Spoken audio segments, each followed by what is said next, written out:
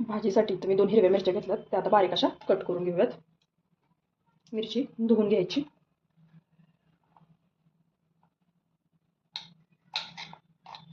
जास्त मोठे नाही जास्त बारीक नाही, असे मिरचीचे तुकडे करून घेऊयात.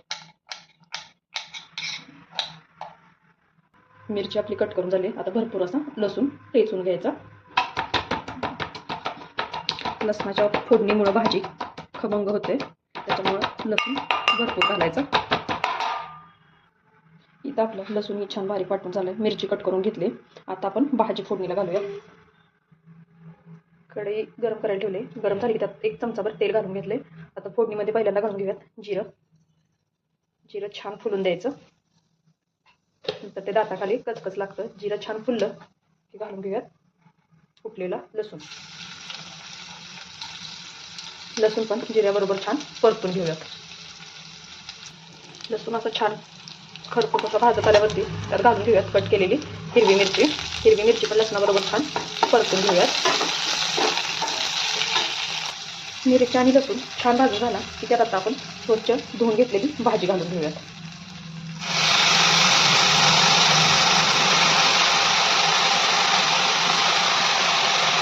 आता ह्याच्यामध्ये घालून घेऊयात मगाशी आपण भिजवून घेतलेली तुरीची डाळ.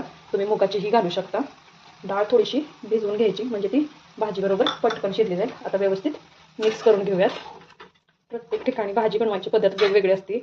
सातारा साईडला म्हणजे आमच्या भागामध्ये तर अशीच भाजी बनवली जाते. तुमच्याकडे कशी बनवली जाते मला कमेंटमध्ये नक्की सांगा. माझी आजी तर ह्या भाजीमध्ये तांदळाची कणीसुद्धा टाकायची, त्याची चव अजूनच छान लागायची. आता व्यवस्थित मिक्स करून घेऊयात. आणि आता ह्याच्यामध्ये ॲड करूया चवीनुसार मीठ.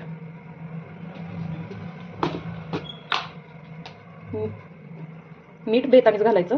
हिरव्या भाज्यांना जास्त मीठ घालायचं नाही, तर ते खारपू शकतं.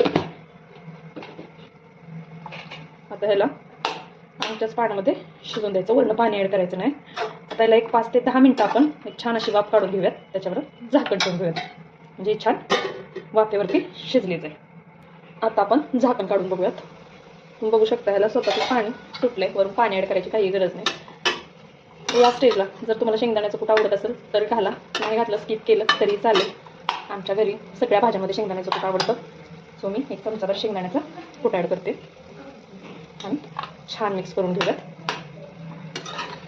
परत एक 5 ते 10 मिनिटाला छान असं झाकून ठेवूयात. सुगंध ह्याचा वास एवढा छान येतोय ना, असं वाटतं आत्ताच असं गरम गरम भाकरीसोबत खावी. मोस्टली भाजी ही भाकरीसोबतच छान लागते, तर तुम्ही चपातीसोबतही